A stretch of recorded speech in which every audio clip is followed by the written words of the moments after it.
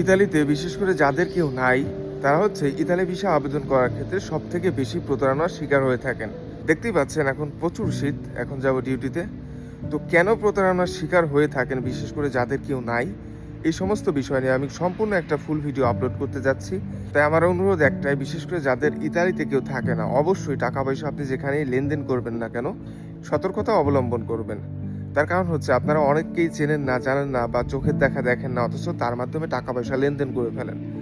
আসলে মূলত সে কোথায় থাকে, আসলেও ইতালিতে থাকে নাকি অন্য কোনো দেশে থাকে নাকি বাংলাদেশে, বাস একটা কলা গাছের নিচেই দাঁড়িয়ে ভিডিও আপলোড করছে, আপনারা সেটাও জানেন না। অনেকে দেখা যায় যে বাস শুধুমাত্র একটা পিকচার আপলোড করে দিচ্ছে যে ঠিক আছে এই ব্যক্তিকে আমি ইতালিতে পাঠিয়েছি, এই ব্যক্তি এখন ইতালিতে আছে। তো এই ব্যর্থতার সম্পূর্ণ আপনাদের। তো বিশেষ করে যাদের ইতালিতে কেউ নাই তাদেরকে অবশ্যই সতর্ক থাকতে হবে এই সমস্ত বিষয় নিয়ে, এবং এই ব্যাপার নিয়ে পুরোপুরি আমি একটা ভিডিও আপলোড করব খুব দ্রুতই।